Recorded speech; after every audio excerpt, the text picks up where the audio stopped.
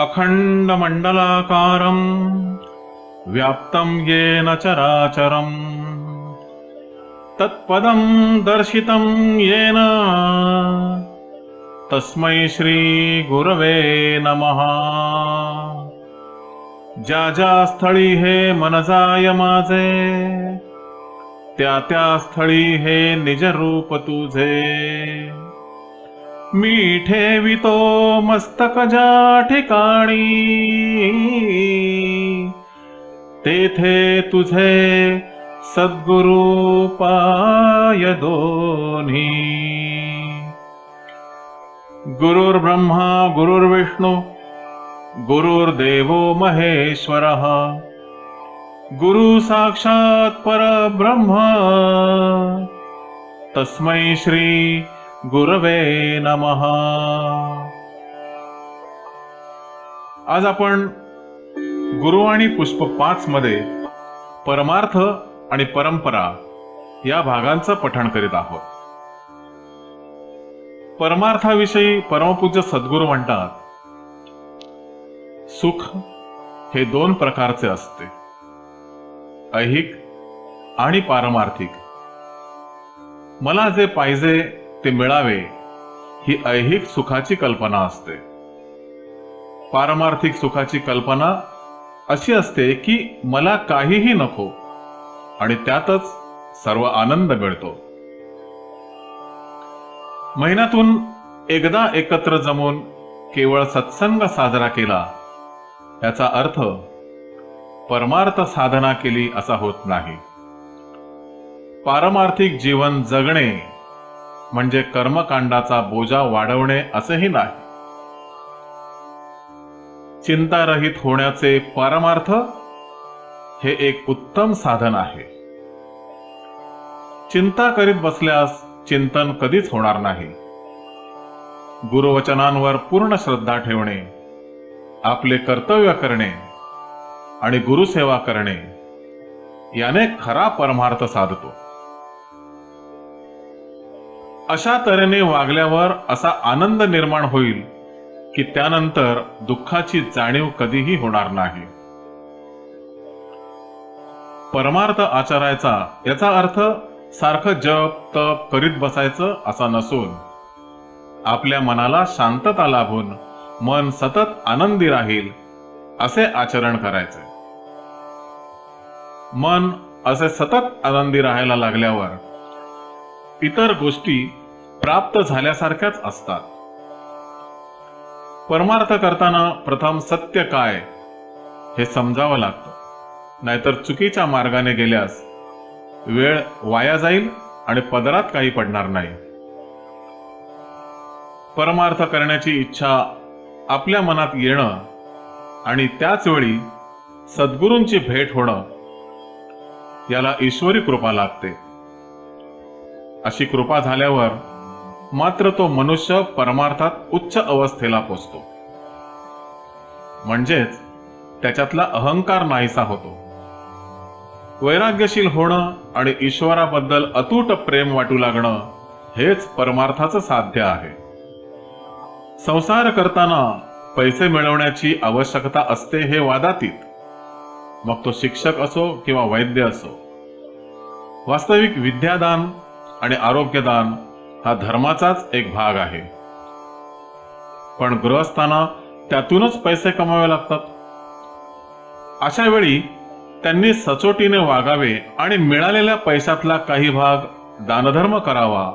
एवढं केलं तरी ते आजच्या युगात गृहस्थाच्या दृष्टीने धर्माचरण म्हणजेच परमार्थ होईल। याच गुरुवाणी पुष्प 5 मध्ये सद्गुरु परंपरा या विषयाचे मार्गदर्शन करतात। सद्गुरु म्हणतात, वैदिक धर्माची वैश्विक व्यापकता आपण लक्षात घेतली पाहिजे। या धर्माचे श्रेष्ठत्व हेच की अनादी कालापासून आजपर्यंत हा धर्म चालत आला आहे। गुरु परंपरा कशाला म्हणायचं? ज्यांना परंपरेतील गुरूंकडून नामोपदेश झाला आहे अशा सत्पुरुषांच्या मालिकेला गुरु परंपरा म्हणायचं। या परंपरेतच साक्षात्कारी पुरुषांचा जन्म होतो। ते आपले पूर्वसुकृत घेऊन लौकिक जगतात येतात ते केवळ दुसऱ्यांना मार्गदर्शनच करण्यासाठी. अशा लोकांचा अनुग्रह होणे म्हणजे लोखंडाचा परिसस्पर्श होण्यासारखेच असते. परंपरेतच द्रष्टे पुरुष निर्माण होतात. त्यांना पुढचं कळतं, ते त्याची आखणी आधी करतात आणि त्याप्रमाणे कार्यसिद्धी नेण्यासाठी लोकांना मार्गदर्शन करतात. जेव्हा त्यागी ब्राह्मण आणि तत्वनिष्ठ क्षत्रिय एकत्र येतो तेव्हा विशेष प्रकारचं कार्य घडतं. श्री रामकृष्ण परमहंस हे ब्राह्मण आणि विवेकानंद हे क्षत्रिय होते. तसेच समर्थ रामदास आणि शिवाजी महाराज यांच्याबद्दलही म्हणता येईल. या परंपरेत गुरुपौर्णिमेला विशेष महत्त्व असते. गुरुपौर्णिमा म्हणजे व्यास पौर्णिमा. व्यासांची परंपरा म्हणजेच संन्यासाची परंपरा. त्या दिवशी या परंपरेतील सत्पुरुषांची पूजा करण्याचा अधिकार सर्वांना असतो. पूजन करणे, अर्पण करणे हा एक उपचार आहे. या दिवशी सर्वांनी आपले दुर्गुण गुरुचरणांवर मस्तक ठेवताना सोडून द्यायचे आणि पवित्रवान राहण्याचा निश्चय करायचा. दीपासी दीप लाविजे.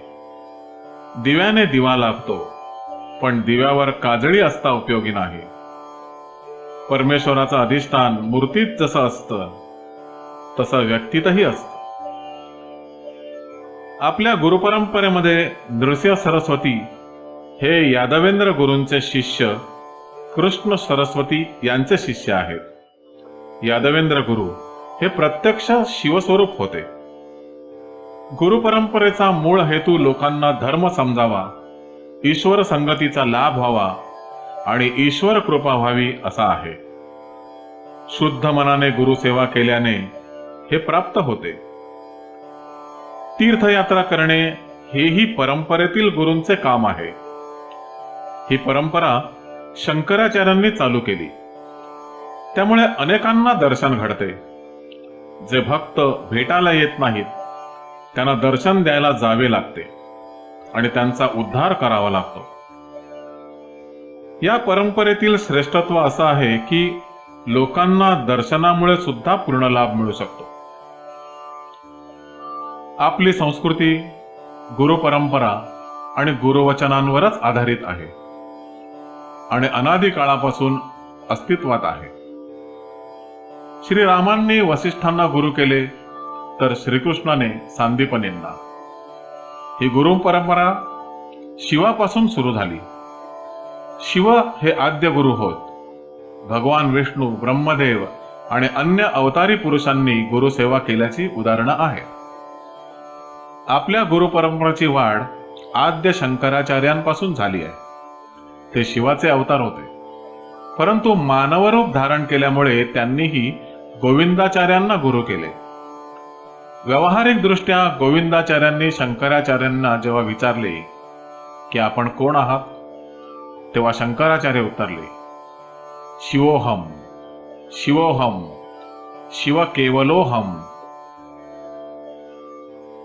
गुरुपरंपरेचे वैशिष्ट्य असे की जेव्हा गुरु जन्माला येतात तेव्हा बालपणापासून ते त्या परंपरेच्या नियमांप्रमाणे वागायला लागतात. शंकराचार्यांचे उदाहरण या बाबतीत उल्लेखनीय आहे. आपल्या धर्माचे वैशिष्ट्य असे आहे की ईश्वर केवळ अवतार घेत नसून तो गुरुस्वरूपात येतो आणि गुरूंचे कार्य काय आहे याची कल्पना करून देतो.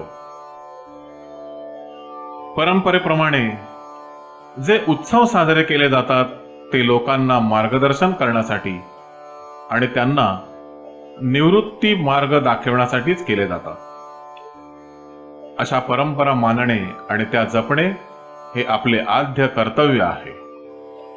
श्री गुरुदेव दत्त.